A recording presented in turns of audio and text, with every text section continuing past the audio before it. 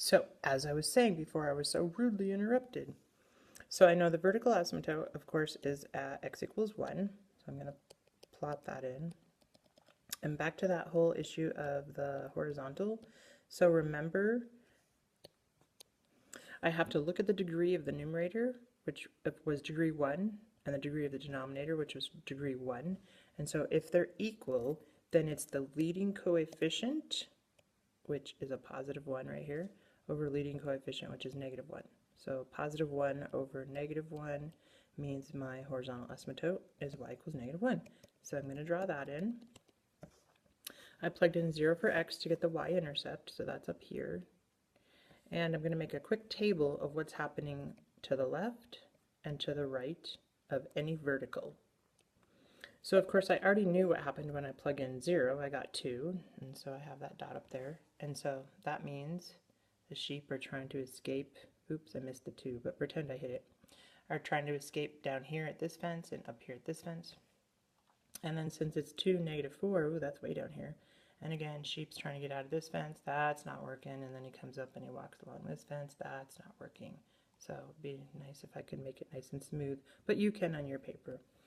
And so I check at what's happening as I approach 1 from the right. Remember the plus sign says from the right. And so if I follow the curve until I'm getting closer and closer to 1 from the right, I notice I'm going to negative infinity. So remember, on this next one, I don't have a vertical asymptote when I look at that, because if I set that equal to 0, I'm going to get x equals square root of negative 16, which is not possible, so there's no vertical asymptote. But also remember, when I'm taking limits, the thing that I'd like to be able to do is just plug in. And so if I check what happens when I plug in 4, I don't get a 0 from the denominator, so I'm just going to plug it in. So I'll have 4 squared on top and 4 squared plus 16 on bottom. So I'll have 16 over 32. So this one approaches a half.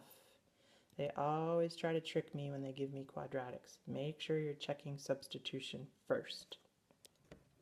So now on this next one, I notice, hey, I have a sum. So let's see what happens if I split them, since that's one of my rules is that I can. And if I know anything about them individually. Well, first of all, this one over on the left, it doesn't matter what x goes to, I still get 1, right? And now this second one, oh, that was one of the special cases I looked at. 1 over x squared, if you go back up in your notes, that approaches infinity. And so my rule was, if I add anything to infinity, I still get infinity. If you think about this, oops, why did that disappear?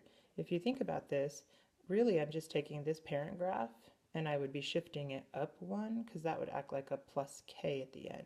So my bounds as I approach 0 would still be going to infinity. So in this next one, hopefully you remembered we discussed in class the other day that I just don't do fractions in fractions, nor should you. No complex fractions. So as long as I have a single fraction on top and a single fraction on bottom, I'm ready to kill the denominators. And so I'd like to get rid of this denominator, so I'll multiply both top and bottom by that denominator in order to make it disappear. I love magic when it happens, don't you? And so now I have x squared plus 1 times x minus 1. Oh, I have a product. Let's see what happens when we split them. Or wait, maybe I don't even have to do that. I could split them and look at what happens to them individually, but couldn't I just plug in the 1 now? I got rid of my problem, remember? So if I plug in 1, this whole parentheses is going to give me a 2, and this whole parentheses is going to give me a 0, and I get 0. Of course, another thing that I could have done with it is it was already a quotient to start with, so let's see what happens if I split them. And so on top, I could just plug in and I still get 2. And on bottom, this is just like 1 over x, except it's been shifted to the right one. And so I know that when I approach from the left on 1 over x, it goes to negative infinity. And so then using my rule, if I take a really small number, aka 2 cookies, and divide by negative infinity or infinity, I get 0. See you on the next video!